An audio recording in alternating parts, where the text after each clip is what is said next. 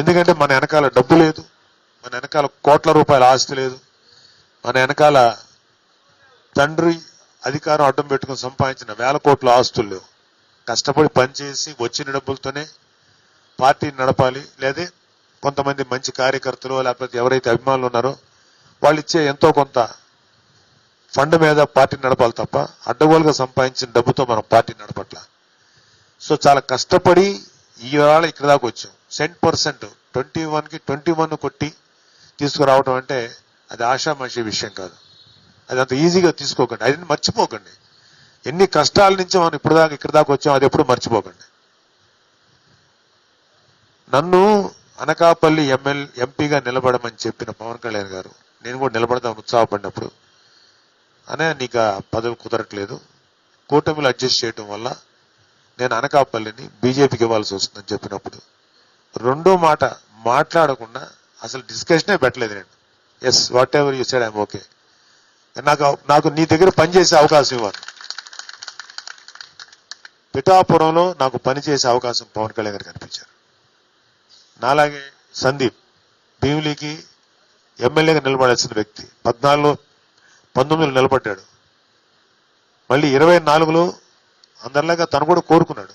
కానీ కూటమిలో ఇష్యూస్ లేకపోతే కూటమిలో అడ్జస్ట్మెంట్స్ వల్ల భీమిలి అతనికి రాలేదు. అయినా సరే సందీప్ కూడా దేని గురించి ఆలోచించకుండా మేమందరం పిఠాపురం వెళ్ళి మనందరికీ మూల పురుషుడు ఎవరు, ముఖ్యమైన వ్యక్తి పవన్ కళ్యాణ్ గారు. ఆయన గెలుపు చాలా ముఖ్యం. ఆయన గెలుపు కోసం పనిచేసిన వాళ్ళు సందీప్ ఒకడు. పదవులు ఆశించలే మేము ఇప్పుడు కూడా పవన్ కళ్యాణ్ గారు చెప్పారని చెప్పి చేయడం తప్ప నాకు ఎమ్మెల్సీ పదవి మీద కానీ లేకపోతే రేపు పొద్దున ఎంపీ ఇస్తారో ఇంకోటి దేని మీద నాకు ఆశ లేదు.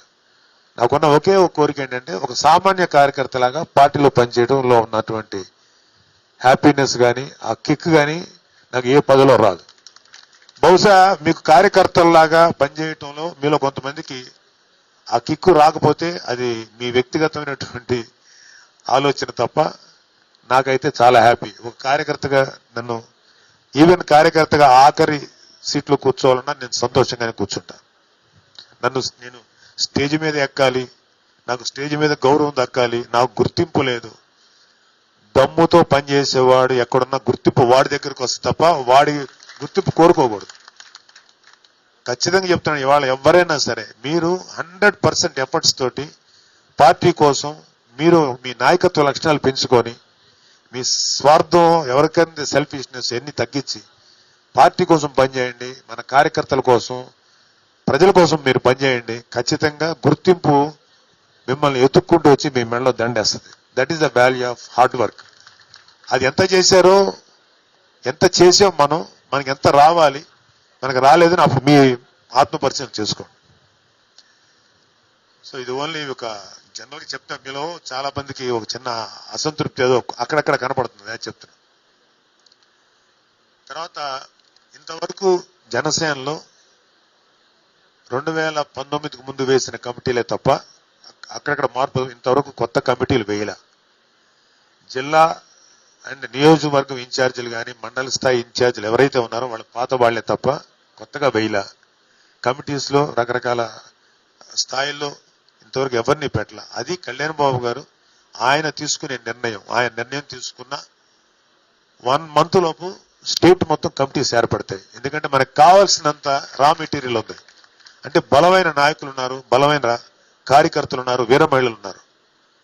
సో మనం అది ఆయన ఎందుకు ఇంకా మనకు చెప్పలేదు, మాకు అయితే తెలియదు. ఆయన ఎప్పుడు చెప్పినా రెడీగా ఉండండి. ఎప్పుడు ఆయన కమిటీస్ అనౌన్స్ చేస్తారో మీలో ఎంత సమర్థత ఉంది, లేకపోతే మీరు మెచ్చినటువంటి నాయకుడికి ఎంత సమర్థత ఉంది వాళ్ళని ప్రమోట్ చేయండి. ఖచ్చితంగా ఆయా స్థాయిల్లో ఇన్ఛార్జ్ స్థాయిలో ఉన్న వాళ్ళు లేకపోతే రాష్ట్ర స్థాయిలో ఉన్న నాయకులు అందరూ కలిసి మంచి వ్యక్తుల్ని మనం ఎన్నుకుందాం. మంచి వ్యక్తుల్ని ఆ కమిటీస్కి మనం వేసుకుందాం. అప్పుడు దాకా మన కమిటీస్ ఏమి రాలేదు. ఉన్న కమిటీస్ మన పరిపాలనా సౌలభ్యం అంటే పార్టీ మూమెంట్స్ కోసం, పార్టీ అడ్మినిస్ట్రేషన్ కోసం టెంపరీగా ఉపయోగపడుతుంది తప్ప కమిటీస్ వేస్తారు. వేసేదాకా ఓపిక పట్టండి. ఇంకా చెప్పాలంటే కమిటీస్ వేయటం ఇంకొంత లేట్ అయితే మీకే మంచిది. ఈ లోపుగా ఈ కొద్ది కాలంలో ఎప్పుడైతే వేస్తారో ఆ లోపు మీరు గట్టిగా ప్రయత్నించండి, గట్టిగా మంచి కార్యక్రమాలు చేయండి, మంచి పేరు తెచ్చుకోండి. ఖచ్చితంగా కమిటీలు మిమ్మల్ని వరిస్తాయి. ఆ పదవులు